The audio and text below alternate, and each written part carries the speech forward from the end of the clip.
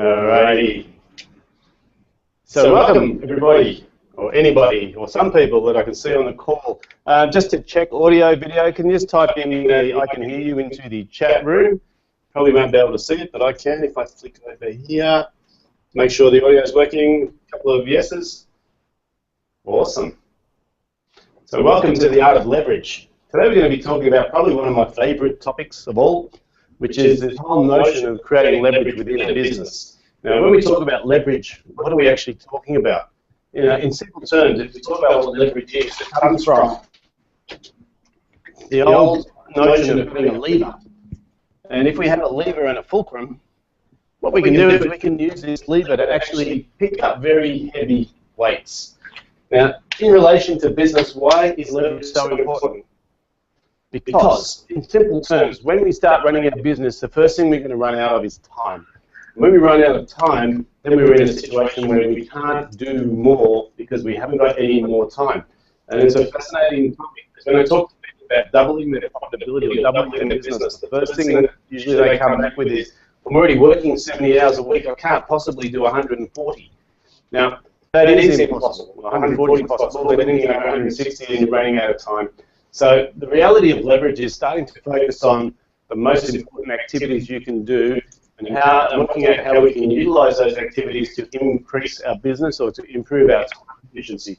So when we talk about leverage, what I really want you to think about is, how can I find a lever so that I can actually get more through my business, more profitability, more cash flow by actually working less? Because if I can't do it by working less, if all I can do is make more by working more, I'm actually running the wrong way. I'm going to run out of capacity.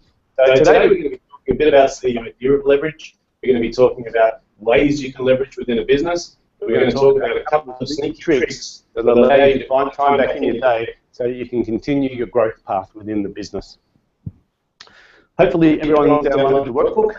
If you haven't, there is a link available on the right-hand side, which Ashley is about to... There it is. No, there isn't. We'll be there in a second. Click the link, download the workbook, it's going to give you the cheat sheets. So we're going to talk a little bit about how leverage works, why leverage is important. Number one reason why leverage is important for a business owner is that to grow a business requires us to actually improve our efficiency or employ more people. There's really only four ways we can leverage in a business.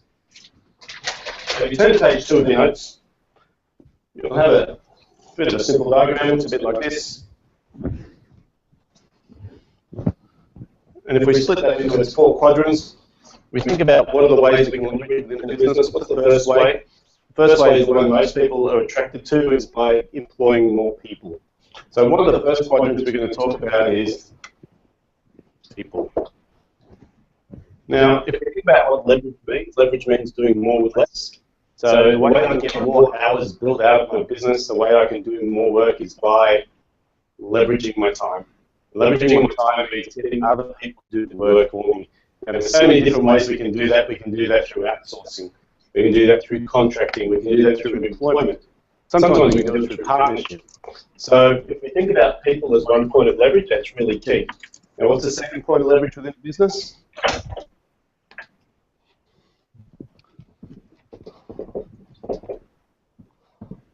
Through systems. And what do I mean about leverage through systems? What we're talking about here is, how do I streamline what I'm doing? How do I make sure that everything that happens in my business is repeatable? Not only repeatable in a way that I can continuously have other people do that work for me. So when we talk about leverage through systems, what we're talking about is, I want you to think about this concept. If there's anything that is repeated within my business, if it's an activity or if it's a sequence of events that occurs more than once, I need to start thinking about how can I streamline that sequence of events. Now, it can be through using things like flowcharts, it can be through using things like checklists, it can be through using things like scripts or procedures. But if you want consistency within your business, you want to start thinking about how can I systemize my business. Now, sometimes business owners will put people before systems. My suggestion is to go systems first, then employ people to follow systems. So what's the third point of leverage within a business?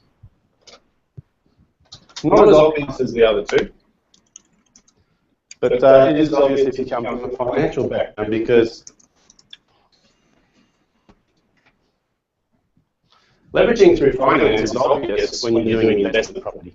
Okay, because people say you should leverage your finances, you should get a loan from the bank and use your money as a deposit, and that way you're putting in 20%, but you're actually getting the benefit of the 100% of the investment. Now, very clever when it comes to investment strategies, when it comes to business, property or shares. Now, how does that work within a small business, small medium business? Well, leveraging through finance means working out how I can actually keep my cash flowing, because cash flow is king in small business, right? And what that means is we need to make sure that our bills are getting paid on time, and that we're paying our creditors with as much I suppose, latitude as possible, or paying as late as possible, because we're trying to keep cash within the business. So leveraging through finance means a couple of clever things. Number one is it's about how do you get paid for your product or service.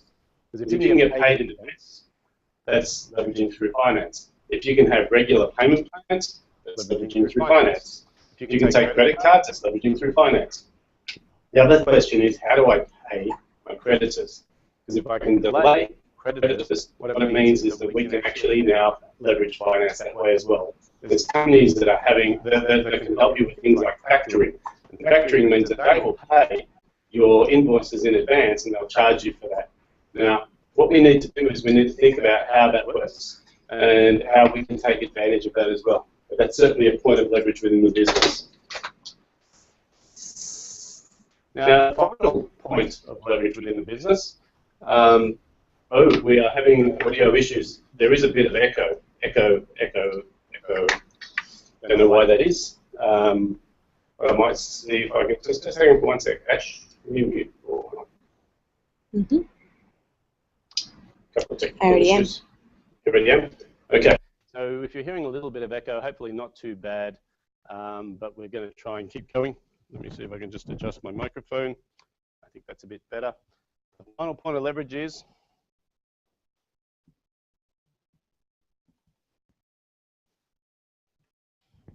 leverage through marketing. Now, what do I mean by leverage through marketing? Very interesting point of leverage, isn't it? Why is marketing a point of leverage within a business? Well, let's actually go back to what is leverage by definition. Leverage by definition is doing more with less. So I can understand how I can do more with less by getting people to do the work for me. I can understand how I can do more with less by creating systems so that I can automate some of what I do. I can understand how to do more with less by using finance as a way of leveraging myself within a business as well. But how does it work with marketing? Well, you see, marketing is an interesting area because most people look at marketing as an expense in their business, not an investment. What it means is as an expense, it's hard to leverage. But as an investment, I can actually think of ways of improving how I can get a return on my marketing investment. So I want you to think of marketing in terms of being an investment, and then we want to think about how do we improve our return on investment. Now, a really simple example of this, you know, we often compound marketing and we look at sales and marketing as the same thing. Now, if we look at advertising as an example, and you might use something like Google AdWords, when we pay $1 to Google AdWords, what they do is they give us a click. It might be $5 or it might be $10 for you. But every time that someone clicks on our AdWords campaign, we pay dollars. Now, that's not leveraged. To some degree it is because we're not doing the work. Invest in the marketing, get the lead. But it's not as leveraged as investing that dollar into some area that we can reuse. So, for example, it might cost us $1 a click for an AdWords campaign. But if we train our sales team in marketing, in sales or conversion, to improve their conversion rate, that dollar that I invest with my sales team in training will bring me back multiples because I'm using that training every time we have a sales call. So how we leverage ourselves from a marketing perspective is we look at the things that are occurring multiple times and we look at ways to improve our efficiency on those things. So when we talk about marketing, we're not just talking about advertising, we're talking about conversion rate, which is sales. We're talking about numbers of transactions, which is how often clients come back. And we're talking about average dollar sale, which is how much people spend per transaction. Now, if we can focus on those later areas, what we can do is we can start getting leveraged returns on our dollar that's spent on Google AdWords. Because I'm not suggesting you shouldn't spend money on advertising. I'm just suggesting that you need to be looking at your other components of your marketing mix first before you go putting money into advertising. I hope that clarifies a bit about marketing leverage as well. So, why would we actually focus on these areas? So there's an interesting thing that happens when we go about growing a business. And if you turn to page 3 of your notes, you'll see that lovely little graph like this. What this graph represents in really simple terms is our business growth. So this is what I see. If you're building a business from scratch, and you start by going out there, the first thing you're going to do is start finding some clients. And you're not very leveraged at that point in time because usually you, one-man band, go and find a client, get them to pay, go and deliver the service, and out you go to actually do the work. So you're constantly basically working as a single entity. Now, when we start to get busier, we start to realize there's a point of leverage and we employ a second person. Typically, the second person we employ is a support person for what we do.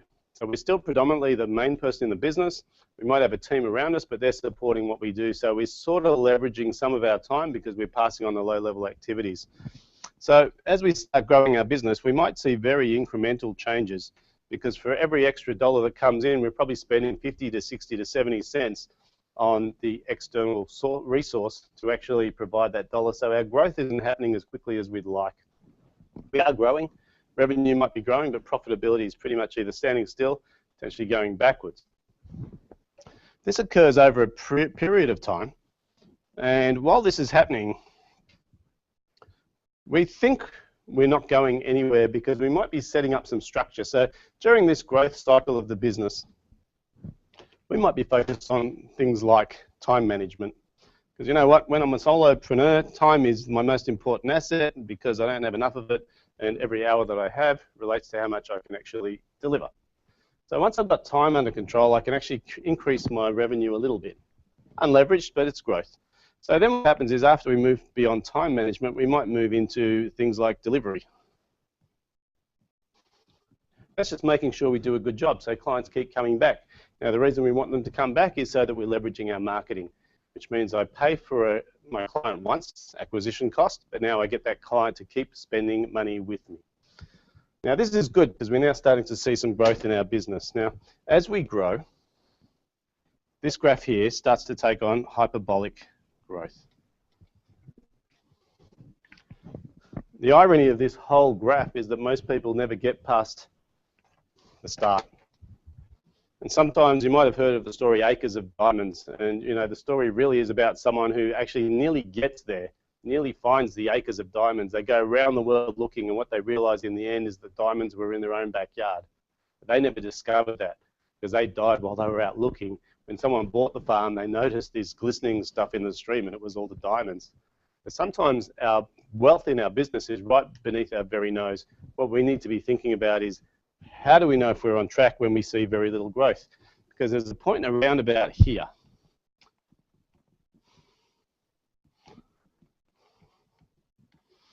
Known as critical mass. Now what does critical mass mean? Critical mass means that the business is now growing of its own accord. And what I mean by that is that now the clients are referring business to us, the partners are referring business to us, our marketing engine serves itself, and all of a sudden it becomes quite easy for the business to continue a rapid growth. But if we don't get this initial platform correct, we never get to critical mass. So how does this occur? So we've gone through this sort of, let's call this the mastery level down here. And when we start moving into a niche, that's when we start to see some interesting growth. Now, I can still be in a niche, but a solopreneur. So I think I'm in a good business. I've got a product that's non-competitive. I'm in a niche, and I'm growing, but I'm still going to hit that constriction of me. So once we get out of niche, then we can start moving into this systems side of things. And once we've got our systems in place, it still means it's only me, but I'm more efficient. It's only when I start employing my team that this leverage kicks in.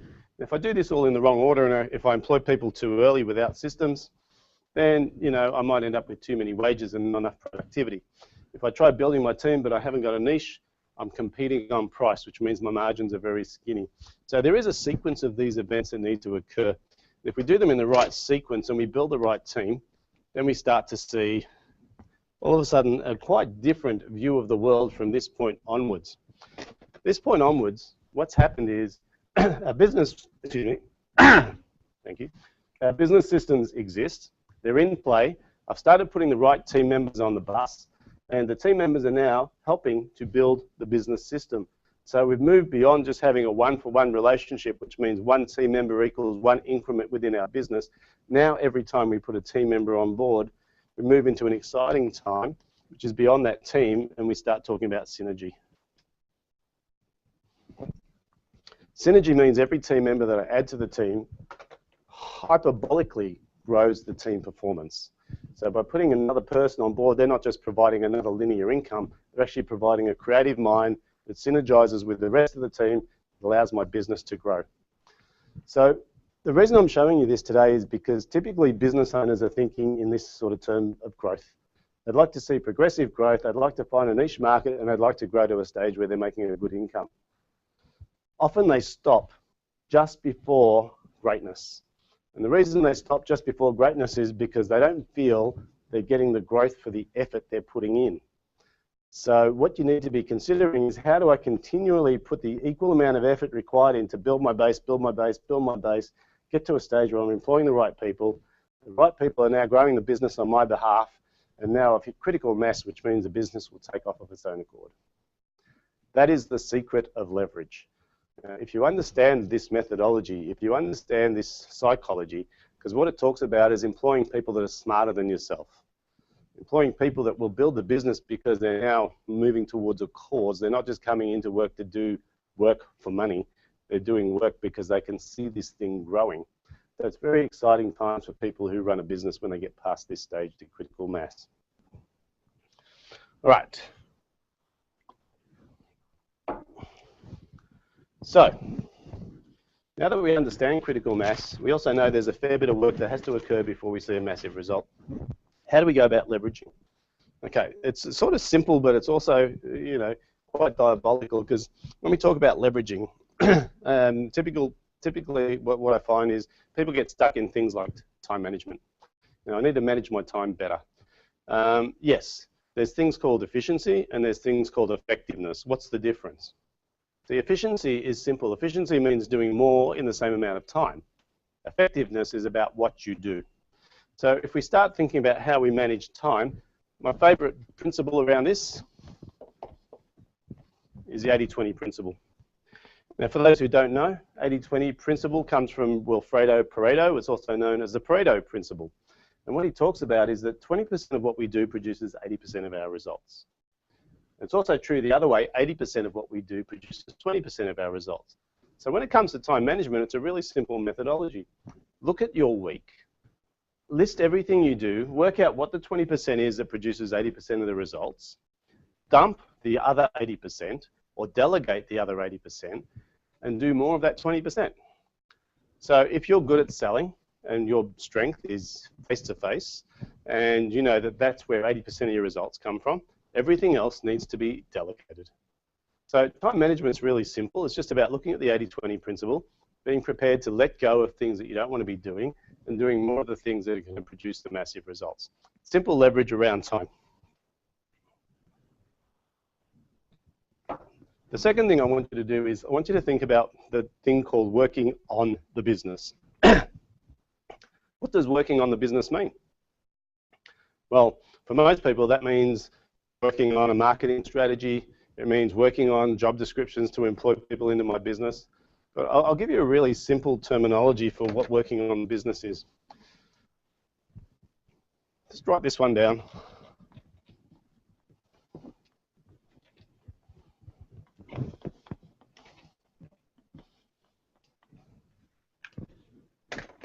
Do the work once.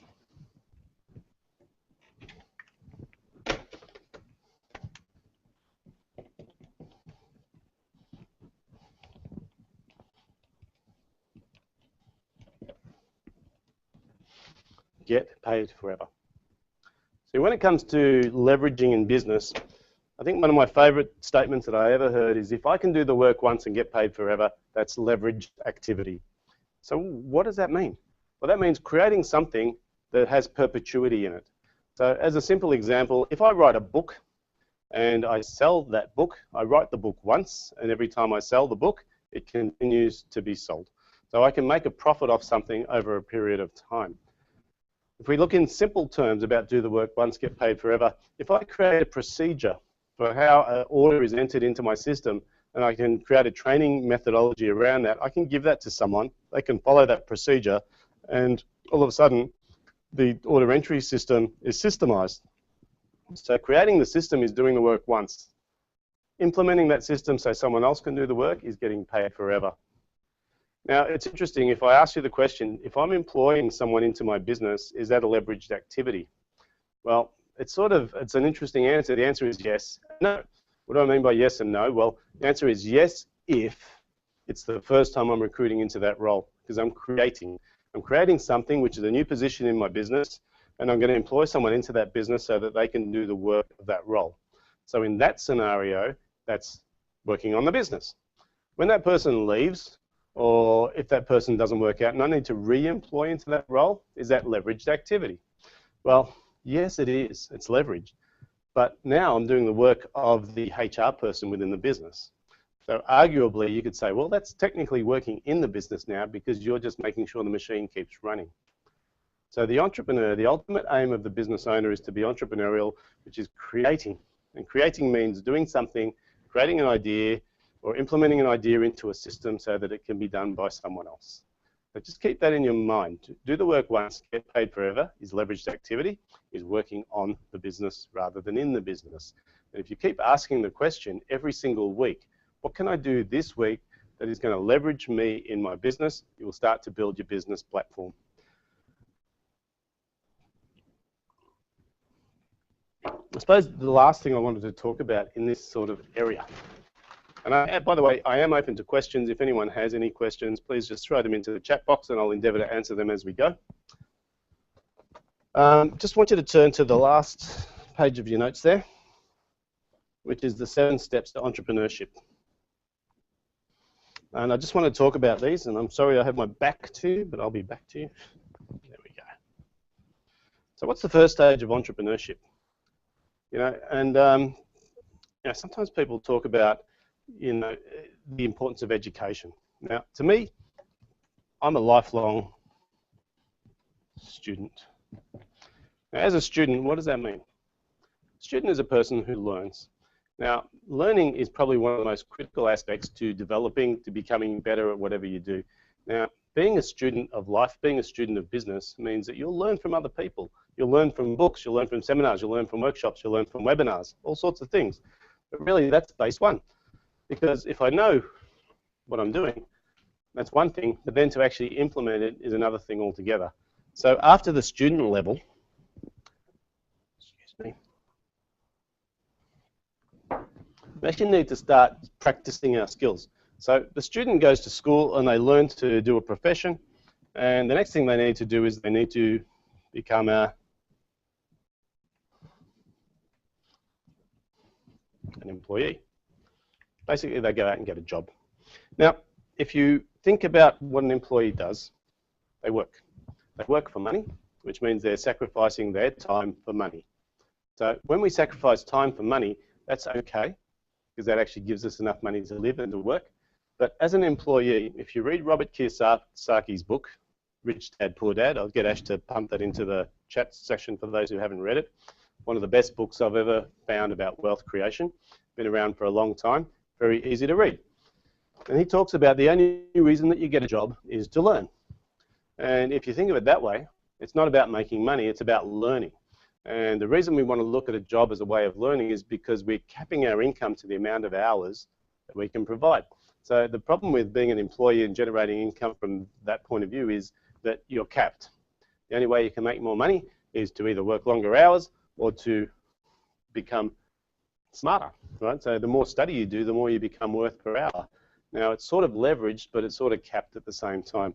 So if we look at entrepreneurship, this is really at the fundamental levels. So what happens after being an employee?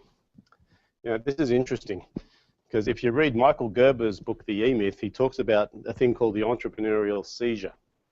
And why he calls it a seizure is he says people are working for someone else, and they might be sort of maybe a tradie, so electrician. He's working for an electrical company. He's getting paid 25 bucks an hour. The electrical company's charging $70 an hour. He's going, hang on a second, look at all the money I'm missing out on. They're making a fortune off of me.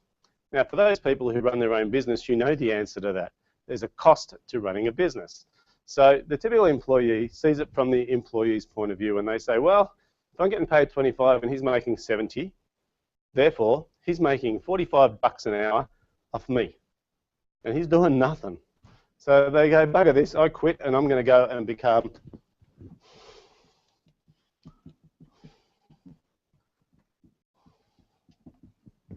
self-employed.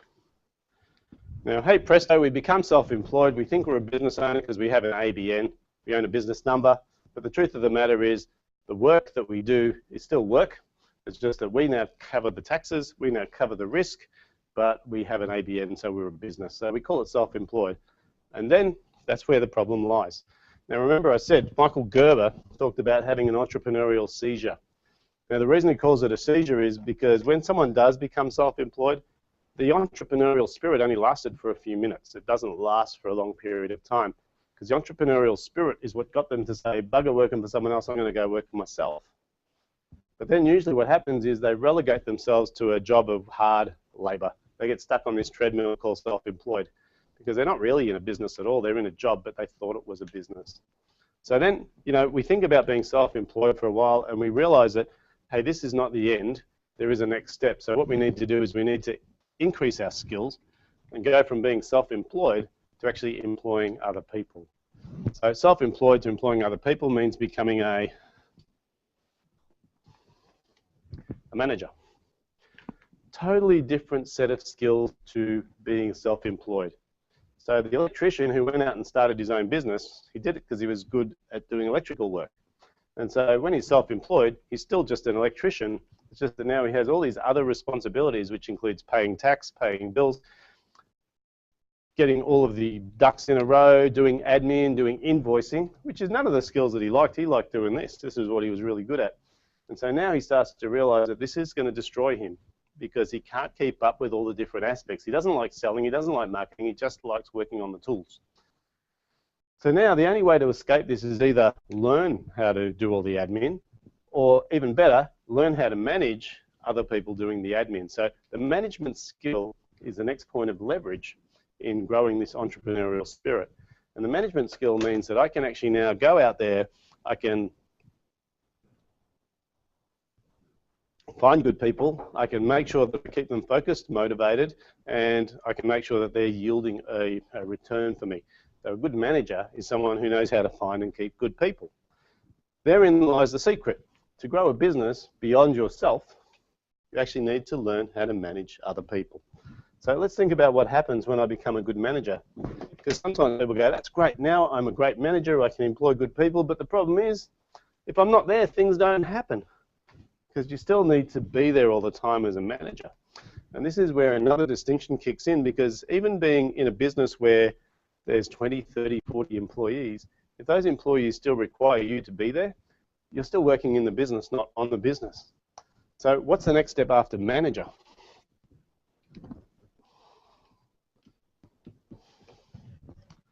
This is the hat we thought we were getting when we went here. We went from being employed to being self-employed. We thought we were an owner. The truth of the matter is we're just employed, but now we have all these extra tasks and jobs to do. So now we're thinking in terms of, okay, I'm learning how to manage my people. What is an owner? What does an owner actually do? Well, what does an owner do? So the owner of a business doesn't do the work of the business. The owner of the business owns the asset called the business. So they have a manager, which is the same person usually, self-employed person, which is the employee, usually the same person. So this guy who's running his self-employed business is actually doing all of this, but to himself. So why do we have these sort of 1, 2, 3, 4, 5 steps? Because after we get past these stages, we start to own what's truly known as a business. Now think about it. This level I'm learning, this level I'm earning. This level I'm still earning. It's only this level here that I'm not working for money anymore, I'm using leverage. This point of leverage here means that other people are doing the work of the business and I'm just managing them, which means now I've got a bit of a buffer between if I don't come to work today, do I still generate income? This guy up here is now responsible for slightly different things. Management is responsible for making sure we're productive. Owners are responsible for profitability. So productivity, profitability. So what happens after ownership? See, if I'm now the true owner of a business, what it means is that I'm not looking for a wage. So I don't get paid by wages anymore, I get paid by profits. These two areas here, I get paid by wage, which means that I should be paying myself. As an owner, I get profits or dividends, right? So when I get profits or dividends, I still need to be around because there's some leadership requirement at this level. Once we move up beyond this,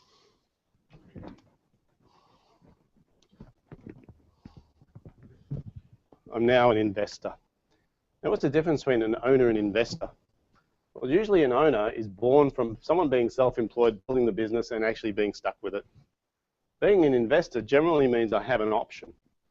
Option means that I actually choose to invest in a business or not. Now, a lot of people become investors by going straight into the share market. One of the biggest benefits of going to the share market is you don't need to go to work. One of the biggest disadvantages going into the share market is you have very little control over what goes on within the business itself. So you choose based on what you think is going to happen. There's a little bit of speculation. There's a lot that's out of your control.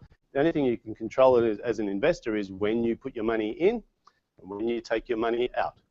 Whereas an owner or a manager, I have a lot more control over the day-to-day operation. So we're aspiring to grow ourselves into a leveraged position when we're building the business. And so the investor's point of view is, am I getting a return? The self-employed person's point of view is, am I making an income? The manager's point of view is, are my team productive? The owner's point of view is the business making a profit? And the investor's point of view is, what's my return on my investment of cash? Now, the last step of this entrepreneurial ladder is, of course, this one.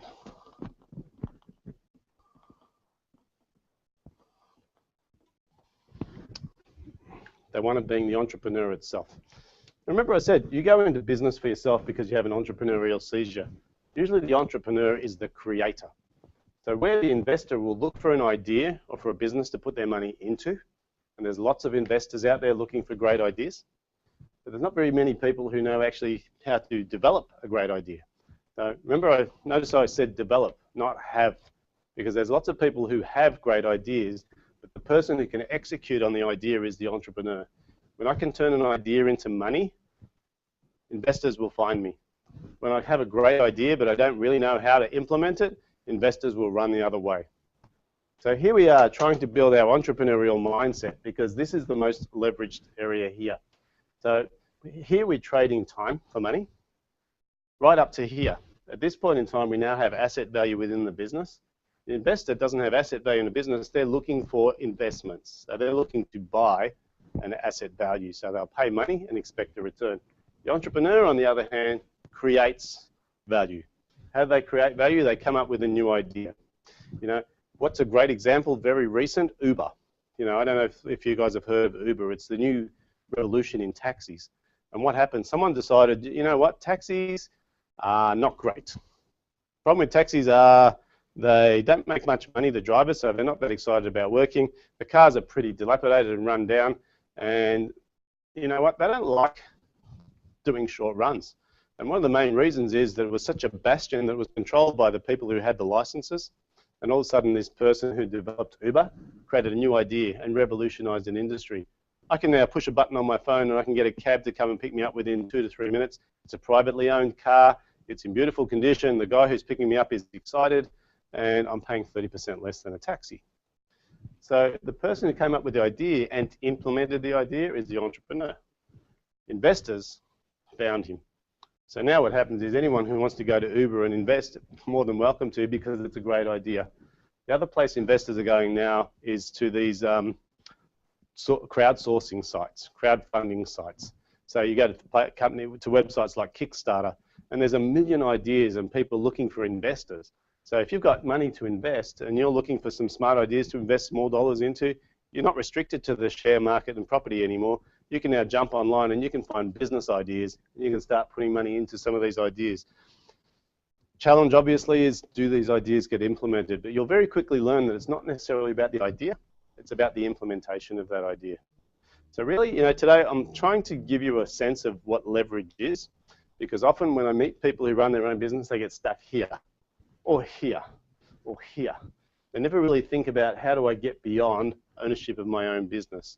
Getting beyond ownership of your own business means starting to make a profit at this level so I can start investing in either diversifying my business, going into other interests, buying properties, or even starting to get creative and coming up with ideas that we can implement so that we can make the big dollars.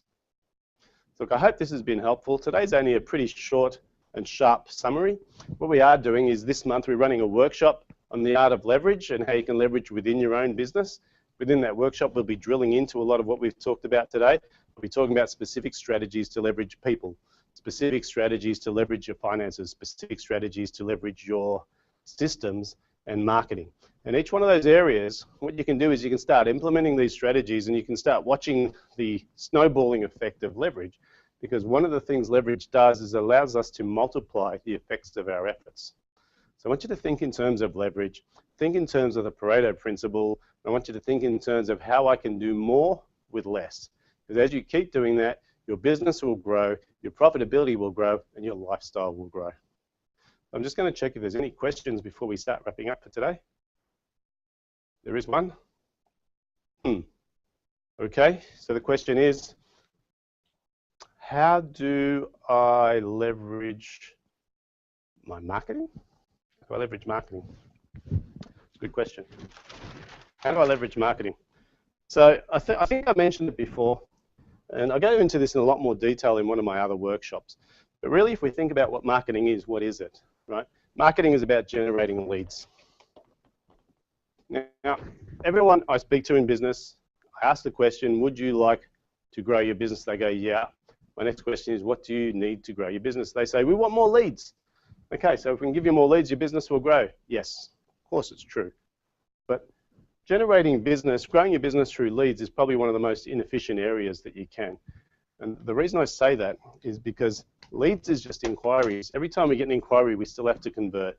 Anyone who's been in trades or done tender proposals or responses for a living knows generating more tender responses doesn't necessarily leverage my business, just makes me busier.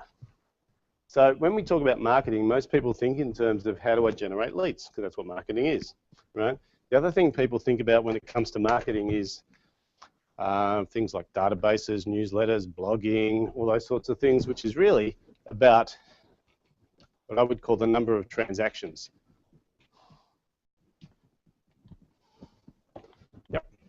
So the two areas that we think about in marketing are how do I get people to come back and how do I get people to come in the first place.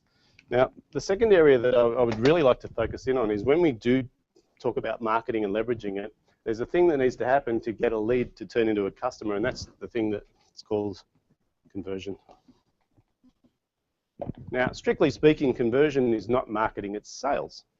But it still gets categorized as marketing because it's about generating new business. So if we think about leads, conversion, number of transactions, there's a couple of others that I'll throw in here, is when it comes to sales, we also talk about how much people spend on average dollar. Okay. So here we have 4 areas that we can grow our business through marketing. Now, the reason we want to leverage in these areas is some of these investments will have a recurring return. Some of them won't. What I mean by that is if I keep reminding my clients to come back, I have to remind them to come back to get them back. So it sort of has a recurring revenue, but it's sort of limited in a way as well because I still need to put effort in. Generating leads is usually a one-off transaction, which means if I create one, I either win them or I don't. So this becomes a bit unleveraged. Conversion is about my ability to sell. If I improve my ability to sell, what happens is my leads then convert, and they're more likely to convert into, okay, nice color here.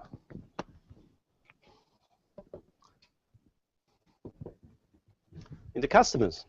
So investing money in conversion gives me a multiple return because conversion occurs every time I get a lead. It's the same process. So When I talk about conversion, I'm talking about things like sales process, sales scripts, sales materials, guarantees, video testimonials, anything that assists in getting people from being interested to becoming a customer. Great place to invest money, probably one of my favorites. The second place that I'd want to invest money in marketing before I generate leads is in average dollar sale. Now, what do I mean by that? Well, that's about numbers of transactions. And what I mean by that is average dollar sale is the volume, is the amount of money spent per transaction. Now, why do I want to focus in here? Because at this point in time, people are already buying from me. They've already learnt that I provide value, and now they're just choosing which product or service to buy. So anyone who's bought a new car knows that you'll get upsold through the aftermarket person. They'll sell you things like window tinting. They'll sell you things like, paint protection, all these sorts of things. Now, the reason they sell them to you after you bought the car is because you've already committed to spending a large sum of money. So spending a few extra $1,000s is not a lot compared to how much you're about to invest. The conversion rate for an upsell is much, much greater than the conversion rate on a car. So car yards do it. McDonald's does it. Every time you walk into a McDonald's store, straight away, the first thing they're going to do is sell you a meal deal. When you think about a meal deal, there's already two upsells in there. There's a drink and there's fries. And then as soon as you order the meal deal, they'll upsize you, which is 3 upsells. And then once they've upsized you, they're going to ask you whether you want a hot apple pie or a sundae. So there's 4 upsells just there. Now remember, these 4 upsells are done by usually a 16-year-old kid. And these 16-year-old kids are doing 4 upsells to you every single time you walk into a McDonald's store. That to me is leveraged. Because the most expensive thing we can do here is get someone in our front door. Once they're there, if we focus on conversion and average dollar sale, what we're doing is we're getting multiple returns on our investment. So my suggestion is when we talk about leveraging in marketing, I want you to think about things like, what's your upsell strategy? If you don't have a documented one, you're missing out. What's your conversion strategy? If you don't have a documented sales process with scripts, with materials, all laid out and everyone trained on it, you're losing dollars. So when we talk about leverage in marketing, what I'm talking about is focusing on the areas that there's the most repetition in. So that's how we increase leverage in that area. I hope that answers that question as well. So, no more questions? Good. Excellent. What I'd like to do is I'd like to just wrap up talking about, interesting topic. We talked a bit about critical mass. We talked about the 4 areas of leverage. We talked about the fulcrum, because the art of leverage is about doing more with less. But let's remember one thing, right? When it comes to building a business, to making a profit, what we're looking for is ways that we can do more with less. And if we can keep thinking about that, we're using leverage thinking. This is how we can build an ultra successful business in a relatively short amount of time by continuing to build and build until we get this critical mass happening within our business. When we get critical mass, things will start to grow themselves. So make sure you get your foot on the accelerator, you think about leveraging yourself through, and make sure that you're building the system so that you can get the ultimate success out the end. And if you've got a chance, please come to the workshop in a couple of weeks' time. We're going into the specifics of how you can leverage each aspect of your business, and we're giving lots of ideas, brainstorming, and making sure you're walking away with a list of things you can action straight away. So thanks very much for your time, guys. Hope you got some value out of today. We'd love to hear some feedback and look forward to catching up with you again soon. Cheers.